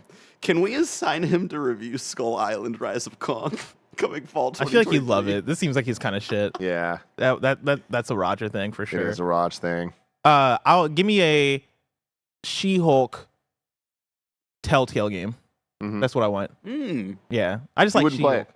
You don't think I would play it? Mm-mm. I would. You Unless would play the Guardians? first episode and then Definitely drop off. Yeah, that's yeah. Like I did Yeah. for Guardians. No, I watched all of She-Hulk. I No. No. If it was a Telltale game. Yeah. Oh, you think it was? Oh, you think I would fall off after the first episode as a Telltale Yeah. game? Yeah, because I fine. fell off of it. Like I was excited for the Telltale Guardians, and I fell off after the first episode. I mean, there's a good chance you're right. Yeah. I'm not gonna lie. Yeah. Maybe I fall off after the first episode, but I'll give it a shot. Mm-hmm. Listen. Tales actually, you know Tales what? of the Borderlands 2 came out. I did not touch that shit. No one did. MPT 53 says, I think I missed it, but She-Hulk dating sim. Oh yeah, that'd be fun. That would be like great. if they made it in the vein of the murder of Sonic the Hedgehog, where it was like, hey, this is an hour and a half long, Yeah. fun bit, She-Hulk dating game. I'd totally play that. Yeah. Yeah. Let me tell you, I didn't even beat Murder of Sonic the Hedgehog. So, again, I could be lying through my fucking teeth right now. Who knows? Who knows? Tim, now it's time for kindafunny.com/you're wrong. Where you write in, let us know what we got wrong as we got it wrong, so we can correct it for those watching later on YouTube and listening later on podcast services around the globe. Lanky Dragoon says, Tim said the Vita store was shut down when talking about the digital marketplaces. The Vita store is still up. It's the PSP store that got shut down. They backtracked on PS3 and Vita stores being closed as well. Oh. Well, they made it harder to purchase things on Vita. I do know. Yeah, I think they did that leading into what was going to be the Vita closure, the Vita store closure, but then, But I don't think they backed ever up. rolled that. Like, I think the only way you can buy things off of the Vita store is you have to, like, get I don't know, like a card or whatever, like a PlayStation card, and then redeem that onto your PlayStation account, and then that'll transfer to your wallet. It's a whole fucking process. CJ Splitson says Final Fantasy 12 actually did have a sequel on DS called Revenant Wings. It's an RTS game. Didn't I say that? I don't know. I wasn't listening when you were talking. Bander Ascent says the rumor was Resident Evil 9 would be 2025. Village was 2021, so that lines up. Yep. People are defending Ethan Winters. Get out of here. That's not what this is for. And also, you're absolutely wrong. Ethan Winters sucks. Radic writes in and says, regarding Krasinski, I butchered that. Knights of the Cross. This first word is a Polish one and is practically unpronounceable for English speakers. It means Teutonic Knights. You tried your best though, and I appreciate it. Thank you, Radic. I appreciate that. Teutonic Knights. Interesting. Shout out to Radic, man. Okay, no, I think we're good. That's it. Nailed it. Yeah. Love us. We're cool people. Bless. We're some cool people. That's why we're about to open up a bunch of Yu-Gi-Oh Hell cards yeah, dude. in the post show because we're cool. love it, That's dude. what cool people do. I was scrolling through TikTok the other day and I saw two dudes doing like a TikTok live and they were doing playing Yu-Gi-Oh with like the dual discs. Yeah. And like it was the lamest thing, but also the coolest thing to me. Oh, yeah. Like I saw it and I was like, oh, this is the most nerdy shit ever. But also I appreciate the energy. Plus, so they re-released the original cards, right? Uh-huh. In addition to that, to celebrate the 25th anniversary of Yu-Gi-Oh, they also put out a limited edition Kaiba's briefcase Holy where shit. you open it and it's the 3 blue eyes. That's fucking sick. And I bro. was like, fuck, I need this. $400. Get the fuck out of here. Not a chance, Konami. No. I'm into it. You should have sent it to me. I would have hit it. I would have done it. They also sell the like The dual disc. yeah. Mike would have bought that. Mike, would you get the briefcase with the 3 blue eyes white dragons? Yeah, Mike says hell yeah. Tomorrow's hosts for KFGD are going to be Tim and myself. If you're watching this live after the KFGD post show, the crew is playing Mass Effect. Is that true, Mike? Correct. That is correct. They're playing some Mass Effect. Of course, this has been Kinda Funny Games Daily, each and every weekday live right here on youtube.com/kindafunnygames and twitch.tv/kindafunnygames. We run you through the nerdy news you need to know about. Until next time, Game Daily. Welcome to the show, Mike. I like the shirt you got on today. Little downhill mountain bike jersey. Oh. That's what this is. Oh, yeah, dude. So Mike, did you see this? That they reprinted the original Yu-Gi-Oh sets. Oh, that's pretty lit. So I had to do it. So I want to just give Bless one pack to open, Oh, I love just so we can kind of get a little feeling. How many packs is in one box? 24. Jesus, that's 20. oh my god, that's so. Can much you euphoria. imagine being a little kid? Like, That's so much euphoria in one box. Hey, yo, what the heck is going on? Kind of funny, best friends. It's your guy, Snowbike Mike, back at it again with some more KFGD Super Chat post show where you, the Kind of Funny Best Friend audience, can get involved. You've been watching all morning long, and now it's time for you to speak up and get in the chat. Of course, if you would like your voice heard, you can super chat over on YouTube with that new cool feature where you can get your questions, comments, and concerns read if you want to dive into one of today's news stories to go a little bit deeper, or if you want to ask Tim, gosh darn it, what's in that Yu-Gi-Oh deck? Let me know in the chat right now. Of course, if you're watching over on Twitch, don't forget you can use the new Hype Chat feature, or you can resubscribe at the tier 1 through 3 level or for free with Prime Gaming anytime throughout this post show. We'll get those questions read and we'll have some fun. But first, we're opening a gosh darn pack because you're not going to break the seal and not open the pack. No. We're okay? doing it. So We're everybody doing knows. it. Here you go. So we're hoping for the Gray Eyes Blue Dragon. Blue eyes, white dragon. Blue Great eyes. Blue eyes, white dragon. Blue Okay. eyes, Blue white dragon. We're looking for the Dark Sorcerer. The Dark Magician. Dark Magician. Man, You're You're close. fucking up. You're- You're- yeah. Hey, You're I'm fucking with pretty us. close. Are you? Is this for real? Are you joking right now? For someone who watched Yu-Gi-Oh at the age of 8 years old in the morning before school, I gotta say I'm pretty fucking close. Yeah. Chat. You Can we, know can we what I do mean? a can we do a Yu-Gi-Oh stream? I know we did that like once before. Remember when we did the Digimon? Yeah, dude. Digimon, digital monsters. I would love to do. There's a game called Yu-Gi-Oh! Duelist of the Roses. Mike. Okay. Dude. Okay. And this game, PS2. PS2, this game Shit. makes zero sense, but it's fucking Oh, I fantastic. love that. That is not how Yu-Gi-Oh! Is played, but it's fantastic. Didn't like the show go like this, like Yu-Gi-Oh! And then it was,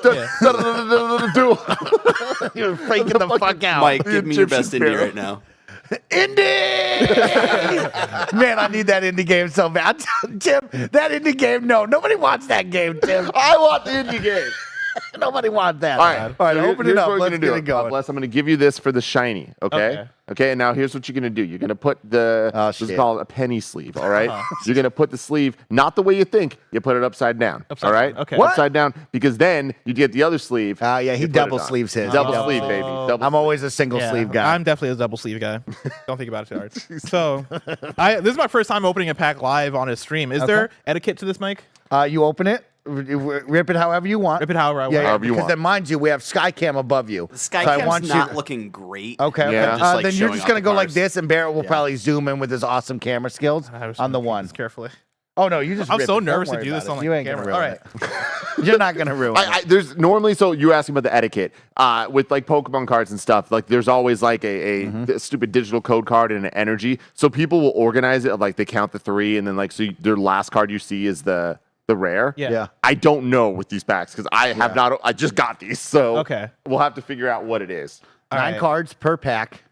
Well, let's 9? just go. Yeah, So what I would do for you is you're looking at the one. I'd hold it up like this. Okay. And then you just slowly go like this and just go one by one. You might have to do this, like right. You look at it so you can say what it is. I'd and then start with the flip it front. back. Start with the front. Oh yeah. Like show this, reveal. this. Yeah. Oh, so, I go okay. like So I this, actually do. right? Okay, actually. Yeah, do yeah. it. Hold it like that. All right, and then cool.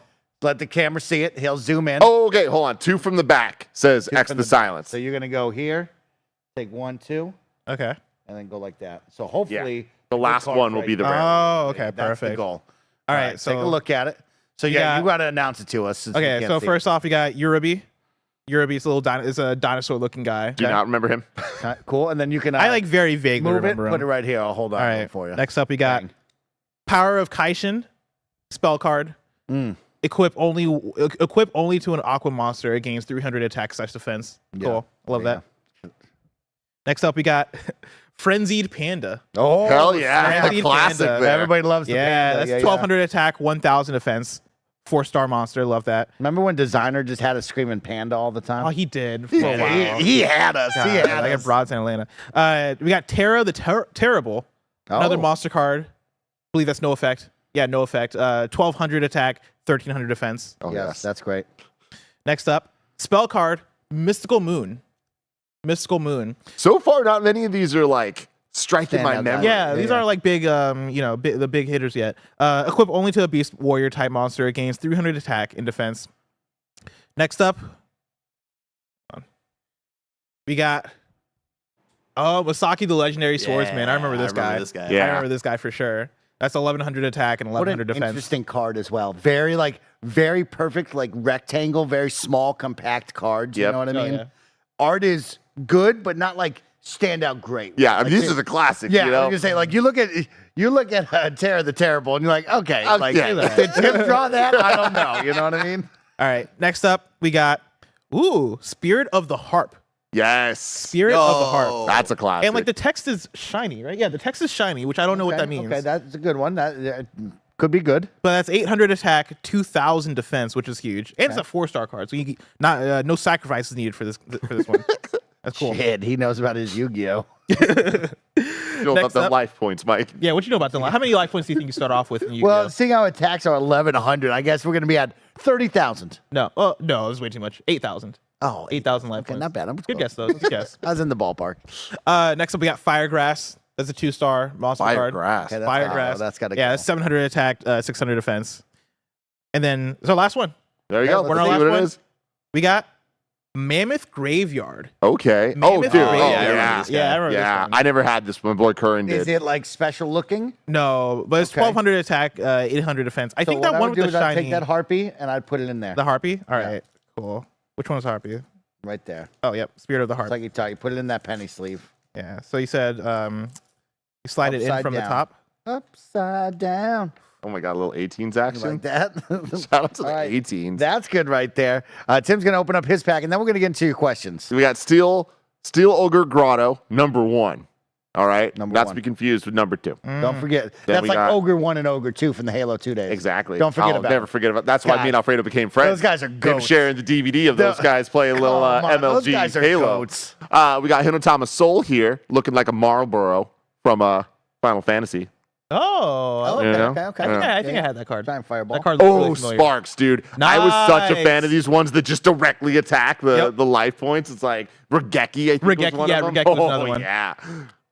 Red Medicine, got to heal them life points. See, you got all the classic I'm ones. getting some- I'm yeah. recognizing all those ones. Silver Bow and Arrow. Interesting. Now you know. Don't remember that Now one. you know.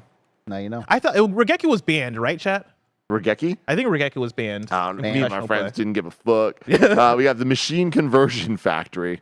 Don't like the way that sounds. Oh, wait, I remember this card. Yeah, Can I I see do it? remember. This equip only to a machine monster. It gains 300 attack and defense. And then, here we go. Give it to Bless.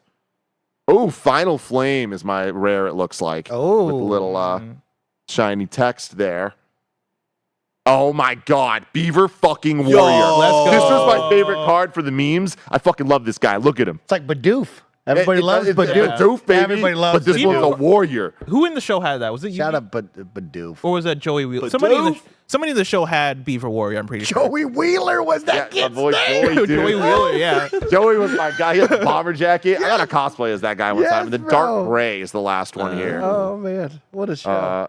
Yeah, there we go, man. God. What an insane time Yep. for kids television. Pokemon, Yu-Gi-Oh, and Digimon. Yep. You're out there. Your parents would be looking at you going, "What the fuck are you watching right now?" You know, this is insane. I fantastic love stuff. You know, that. am I crazy to say that Yu-Gi-Oh was the best out of that brand of anime? You are. yeah. Unfortunately. Like Yu-Gi-Oh was fucking fire. I loved it. But like, especially looking back, Yu-Gi-Oh drops off quicker than the other two shows. that's fair to say. Like after, Digimon like, fucking goes hard. Digimon is the best. Yeah. Yeah. In terms of that. Digimon was very good. Like the story is 'Cause- fucking Bless, I'm it telling you, wholesome. like Pokemon's fun, Pokemon's light, Pokemon's the classic. Of Digimon, course. like watching it as an adult, weirdly like had me engaged. Where I was like, damn, I didn't even realize how hard the story went when I was a kid. Interesting. It's So so good. good. All right, let's So- get us back on track because really we got quick- questions to read right really away. quick though, I want to share a clip that I came to my attention during the show. Get the it's clip really out. funny. It's very light Tears of the Kingdom spoilers, but we know that there's a thing okay. called Gloom Hands. Don't worry.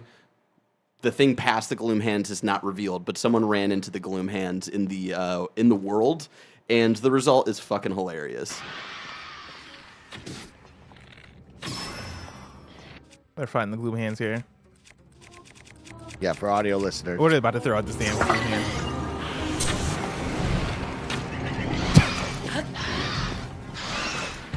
So scary. Dazzle Fruit. Hey.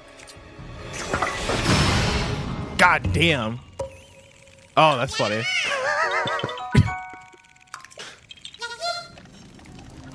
What in the world? Okay, there you go. Hell It yeah. came with, so yeah, essentially they were fighting the Gloom Hands. They shot a bomb arrow at it, and that for whatever reason popped up a Korok seed, and it came with the caption. I have no possible way of knowing what the intended solution is. That's so That's funny. so good. God, what a Jump in game. and have some fun. Feel the Surge writes in and says, important question for Tim. Yes. Simple and Clean or Sanctuary? Oh my God. I'm one of them sickos that just can't decide. Simple and Clean is obviously the classic, Okay. but Sanctuary is a bop and a half, man. Oh. Especially the orchestrated version Passion. I think I might like it better than the orchestrated version Hikari of Simple and Clean. I'm putting Face My Fears over Sanctuary. Nah. Face My Fears, bottom tier. I've been listening to Face My Fears for a week straight. Yeah. I've Hey, been look, listening. I still love it. I still love it. Yeah, it's so good. But it's like, the Dark Knight Rises of the Nolan trilogy in my mind. no, you're crazy. Wait, oh no, because that implies that Sanctuary is the Dark Knight. We're not doing that. I think it is. No, you're crazy. You're absolutely crazy. Simple and Clean is easily the best by far.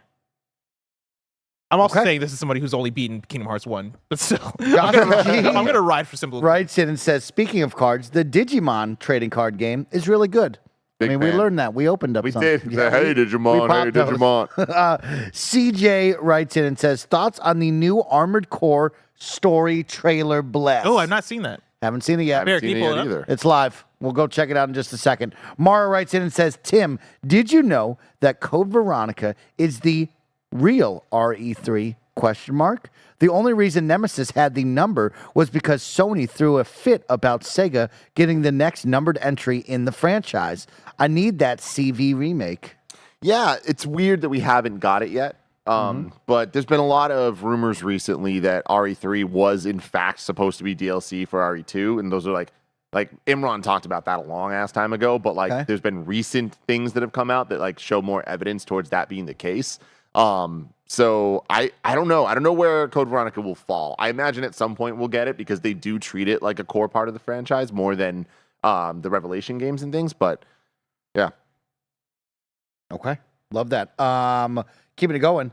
Michael M. writes in and says, kind of funny Yu-Gi-Oh tournament. When, bless? I mean, I would be down, but it would have to be. We have to figure out a way to simplify it, and also like tournament. Are people who do we have enough people for a tournament? Absolutely not. Or would it Absolutely just be being none of playing us. each other? Yeah. Here's exactly. the thing, though. I'm so We excited they just announced. need one more person because, like, I'd be down. So we just need like a You think four-person. Andy must have watched and played Yu-Gi-Oh back in the day? I don't know. I think you No? might have missed him. Yeah. Yeah. He I likes think he was Gundam. a little bit too old for it at that point.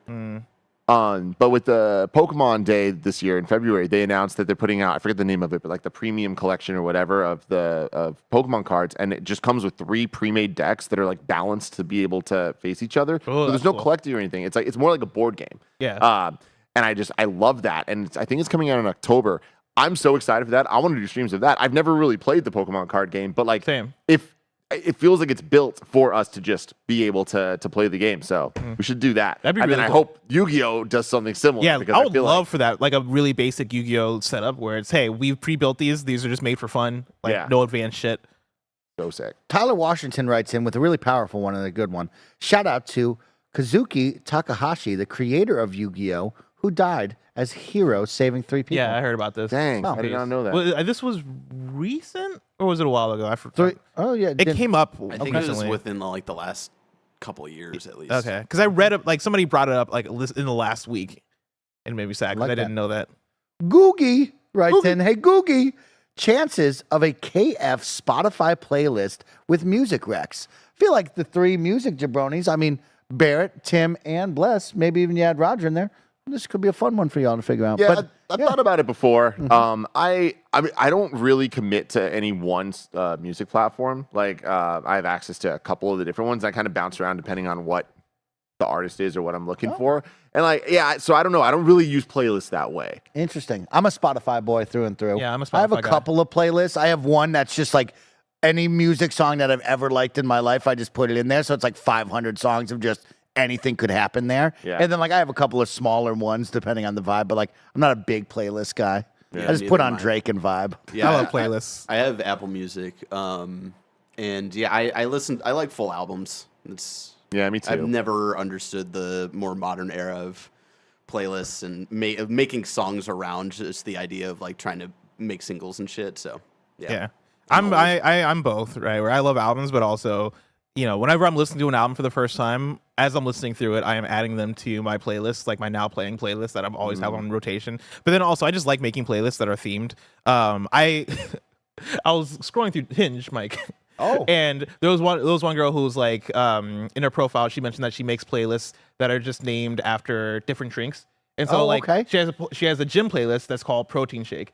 And like she kind of goes about it that way, and I was like, "That is a clever idea. I might steal that. I might steal that idea. I like that. I love just making playlists that are just random themed. I have like a playlist called Crucial Cuts that are just like that real hip hop, like classic hip hop stuff. I got let's see. Don't worry about this one, Mike. Don't worry about that one. I got a chance to rap. Don't worry about that one. Mikey says to me, as if you're the most unique person that doesn't have a sexy time playlist. Everybody in their mind, and they all call it the exact same fucking thing. Everybody's got one that's some sort of sexy time playlist. I don't know. What's the type of guy that walk into the room, point his bed, and be like, "This is where the magic happens." You and everybody else has got that blessed. Don't worry about it. Listen, all right. When I say, "Hey Alexa, turn on the hue lights," hey Alexa, play that playlist. Of course. Play that. Of course, you've got the hue light setting. Everybody what it sounds like. Don't worry about it. Don't worry about it. Have you ever thought about what that sounds like when you say, "Hey Alexa, play blank playlist"? You know? I just say play R&B playlist. I got. Why am I sweating? The fucking anime. The move is to have that set when they're in another room somewhere. Like you got to preset that so they don't have the moment of watching you say. You want them to walk into my room and music is already playing? Yeah, man. That's crazy. Bandura says, "Bless the type of guy with mouth spray in his back pocket." I love it. I hate y'all. Let's keep it going. I got this playlist also called Saturday Morning Cartoons. Oh, that's good. That's not bad. Yeah, that's fun. Yeah. That's fun, Bless. I like that. So no theme like the girl with the accidentally shakes. played that playlist? Wait, what up? Have you ever accidentally played that playlist? No. I mean, you can't go wrong with that one. It looks like he's got some Drake on there. Yeah. I got some Drake on here. I got the game. Got some Drake. Can't go wrong. Can't go wrong with Drizzy. I got Drizzy slow jams on here. What was your question? I was gonna say, you don't have. Do you have a theme, an overarching theme, like the girl with the drinks, or you just make up names? I just have make some up fun, names. creative names here, but like you don't have a theme. No, I don't have a theme. I think I might start figuring out a theme because I think that's a really fun idea. Interesting. Okay. Let's keep it going. Christian JPEG writes in and says, "Tim, pregnant Sonic. That's all. Pregnant Sonic." What's up with this? What do you mean? What's up with it? He's pregnant. Bless. Do we need to watch the video? I know you said no, but I think we need to show the world and Mike. Bring up the video. Pregnant Sonic. Bring up the video. Bring up the video.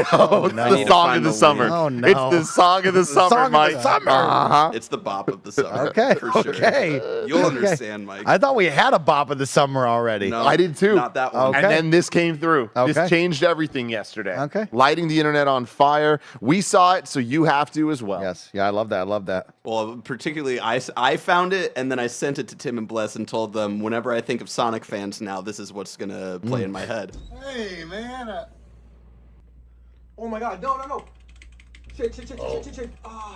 No, it's not what it looks like. I see what's going on here. Can I rap with you for a second?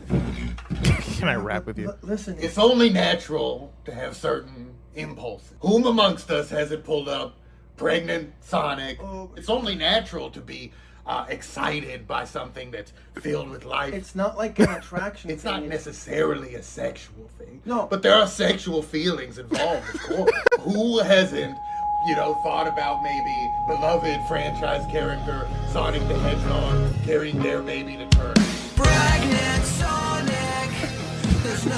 I love that. Nick just walks in at the perfect time.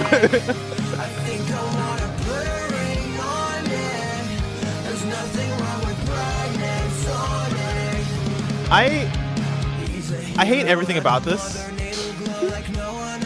except for how this song's like. The song is actually kind of catchy. All the content here sucks. Are you guys watching She's All That? What's going on?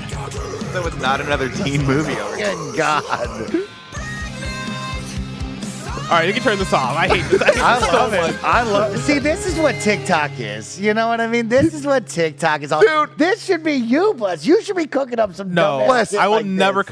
cook up shit like You this. should be. He's cooking. not a stepdad. He's a dad that stepped up. Stepped up. He put a ring on it. God damn, he did put a ring on it. Though. He did put a ring Some on it. absolute insanity. Holy shit. I mean, that's the fun part about it. You know what I mean? People out here thinking outside the box. Here's Mike. I'm so deep inside the box. You really are. I keep thinking Normie. that about That's what you. they say. Mike, white bread, vanilla, never steps outside the comfort zone. These guys. What if we made Pregnant Sonic? What if we made a rock song about it? Fucking genius. Somebody in chat says, "Why doesn't this ever happen to Mario?" Because Sonic fans are fucking Mario has broken good games. Sonic fans are broken from decades of bad games. God. Let's keep the fun going right now. We got One Bite Snack says, Tim Fury used some tech, new tech last episode. It could be an other way to make your MH theory work. Tim Fury Sorry, let me see this. Tim Fury used some new tech. What do you got? Lay it on me. She's saying Tim Fury, as in Nick Fury. Oh, okay, As in the okay. hit show. Can't say that. As in the show. Secret Oh, Invasion. I was thinking. You Okay, should check okay. that. It could I'm on be a different one. Yeah. Another way to make your Oh, absolutely. You're right. You're right. Oh, okay. You're right. I didn't think Okay. about that. That's a good call. You can check out our Secret Don't be Invasion. afraid to use some commas up in this. Don't be afraid. That's Don't straight be off. out here like Mike. Like, why are you reading it like that? Don't be afraid to put some commas in. Let me know. Let me know. Fun fact, everybody. Of course, the new Nas album drops tonight. Magic Yes. 2 track list just dropped. You're getting 50 Cent on it, and then also 21 Savage on the bonus track. And so get hyped, everybody. A little 50 Cent Nas, and 50 Nas. Cent. Okay. Yeah. I like that. I like that. Hell yeah. It's Manny- 2003 again. We got only a couple of minutes, so let's fast track through this. Manny Bagel Boy Sanchez writes in and says, when that dual disc originally came out, it was mine and my brother's Christmas present, and we dueled on Christmas. Great memories. You know what I would like to see? Y'all bring up the dual Dual discs. I want us to have a Beyblade underground tournament here where we get the Beyblade out on the set and we See, just start fucking that would letting be it fun. rip. I feel like that would be One the- of them's going to hit the screen and everybody's going to be A mad. Beyblade tournament, I think, would be Beyblade more would be fun than lit. a Yu-Gi-Oh tournament with Be us. super lit. I miss Beyblade. That was like, unfortunately, my cutoff. Beyblade was cool. I like that. Yeah. I like that. Okay. I aged out in a way, but then you get older and you get to go back, and that's the fun thing. But like, I will just say that for any, I know people roll their eyes at Digimon. You're missing out. Digimon is so damn good, and I think that even the people that think they love Digimon don't realize how good Digimon Season 3 is. Tamers, fantastic. Probably the best single Digimon thing ever. Wow. Besides the movie. Mike, what's Also, on your really sexy quick, playlist? we are now streaming on the second stream, YouTube Kids. So if you want to start rolling in over there, I dropped the link for the gameplay stream, which we are now live. You know what? I don't have a sexy time playlist, Bless. I have a What's Golden one with some old school tracks from hip hop. What's that golden? you'll like. A little Jurassic 5 reference? Little, it is a Jurassic 5. You can yeah. see the first three Golden. are your Jurassic 5s right there. I have music, which is just music that I like. You know what I mean? Wait. Your playlist is just called music? Yeah, it's just music right now. It's I don't just have any music. names. You know what I mean? All right. That All right, one's got like sorry, 452 songs. Start up your sexy time playlist. Put Pregnant Sonic on there. Pregnant Sonic Blast. That's for you. Is it on Spotify? Absolutely not. That's for you. That's for you. Absolutely not. Let's go back. Bear King writes, it's time to duel.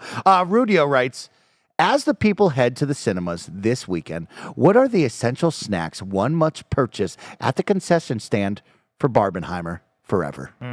AMC has this new green apple slush Oh, that was hidden. Yeah, but at both the different AMCs I went to in the last couple of days had it. And so I imagine that it's just a staple.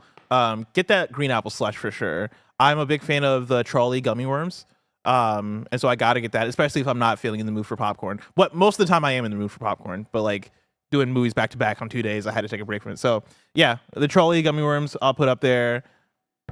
And then, yeah, get yourself a popcorn. Why not? You know? Put some like Why not? why Live not? your Why life. not? You're at the movies. Have a good time. Movies. Put some like more you know what I miss? My movie theater back at home in Champaign, Illinois had an assortment of different like salts and like I forget the exact words for them.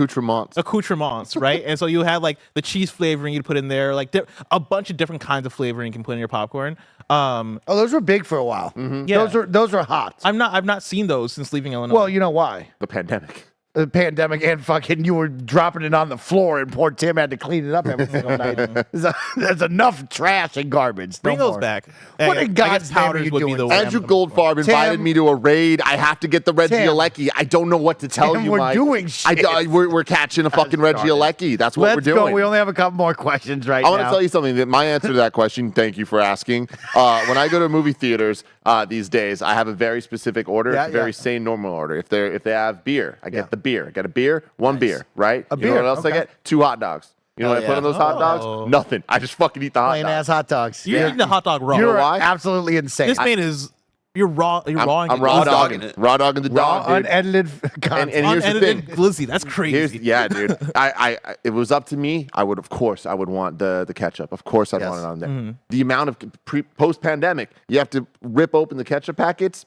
I ain't about that life. No? I am not about the ketchup packet life, man. They need to figure that shit out. Why- Yeah, why- I want a do fucking miss. pump. Yeah, I do miss the pump for the ketchup and the fucking. What is Also, it those called? are too dirty, yeah. Speaking of a man from experience, you don't want those in your restaurant. All right. Like, Fair enough. tell you what, bad stuff. Fair enough. Yep. You want tile underneath it? Here's the catch, Tim. Tile? You want tile underneath because if you have carpet underneath the ketchup dispensers, then the ketchup's going to get on the yeah. carpet. It's going to get smashed Yeah. up in there. Yeah. But if you have tile, then Susie's going to slip on it because fucking Gotta Andrew care about put a Susie. bunch of mustard on it, and then you slip on it. It's just a dance. It's an awful dance. that you Gabriel have to deal Garcia with. says I'm sneaking in a pasta salad. All right, let's finish this out. Ballers Menace. Only writes, Barrett, I love the Pochita shirt. Pochita? Pochita. Gotta love that show. He is so cute. Satwood writes in and says, are you fans of hip-hop supervillain MF Doom? You know what? Unfortunately, I am not. Okay. Yeah. MF Doom should be so up my alley. Uh-huh. It's just not. I like MF Doom. Okay. I'm not deep into his catalog, but Okay. I like his most popular album, like his most famous album. I've listened to quite a few times, and I've appreciated it. Okay. Not a big fan of his like off flow, you know, where he's like kind of just like, it doesn't matter what the beat is. He's just fucking doing his thing. Okay, Yeah. I like Not that. for me. Okay. I've never listened to an MF Doom track, so I will put that in my back pocket. Oh, Mike, what if I Rest told in you peace. that yeah, rest in peace, of course. But what if I told you that MF Doom wears a mask Yes. and he performed like a Dr. Doom style Looks mask? like Dr. Doom. What if I told you that in 2007 he had a tour and he didn't even go on the tour? He just had other people go out wearing a fucking mask. That's so sick. It's also felt. fucked up. Anyone can wear the mask. Very not okay. Anyone can What? wear the mask. Hold up. Nobody knew? No. And then he got exposed for So it. who was he letting on? Reggie, his homie, or was it like The 50 audience. Cent? What? Like, I who mean, like, was on stage? who was on Oh, stage? Was it I like, think it was just oh my God, random- it's Nas singing? Or was it like, oh, that's just my buddy Bless over there? I don't know, Can you actually. imagine? I don't, We it might should have been lip sync. we I should don't do even Kinda fucking know. Funny It was Live a like big that. controversy. Did we ever have a conversation about that? Like, is I'll- there some sort of is there a documentary about that? About the MF Doom? Yeah, where we get to Scandal? learn of like why he chose that, because that would be insane. No, I mean, this was like during the early blog era Okay, of okay. rap, the smoking section, Be Two Dope incredible. Boys. Like, We gotta promote a Kind of Funny Live over the course of months, and then the audience gets there, and then Funhouse comes out on stage. That would be great. All right, we're finishing it off right now. Antigua writes in and says, just beat Final Fantasy 16, and I need a spoiler cast. Please keep beating the drum chat on Legend of Zelda and Final Fantasy. We will break Tim, and he will do it. That's all that Yes, matters. yes. Mad Villainy was the album I was talking about. Also, he has an album called Food, where he just raps out food. It's great. I like that album. Nestor, not Nestor, writes in with a good one. Shout out to our nonprofit, www. Shop to our nonprofit. Oh, www. We can hear an echo, Barrett. Shop Echo. to our nonprofit. Echo. There, it's gone. www.shope.org. We are a domestic violence shelter aiding survivors in DV in Whittier, California. I love you, KF, and have a lovely day. Well, shout out to all of you for doing some good stuff out there. Thank you for putting that on our map and our radar. That will conclude today's Kind of Funny Games Daily Super Chat section with myself and your two incredible, lovely Games Daily show hosts. I hope you enjoyed your fun Thursday. We are almost done with the week, but we have so much more dope content coming your way. The guys are going to finish Mass Effect today. Wow. You're going to have a great time with Commander Space Bike Mike ruling the galaxy with an iron fist, as many of you know, because I have not been good to the people of space out there. in Renegade Mass Effect. Mike. It's truly incredible. And then after that, we have an XCast. We have so much more content. On Friday, we have a really fun, awesome party stream. We're going to play some party games and hang out. We're calling it TGIKF. Oh. Yeah, Andy thought of that. He's so that's talented. good. Andy He's thought of that. You know what I mean? boy. So we're going to put that branding out there just for fun, see how it goes. Hell yeah. But with that, this will be the end. So have a wonderful day. Goodbye, everyone.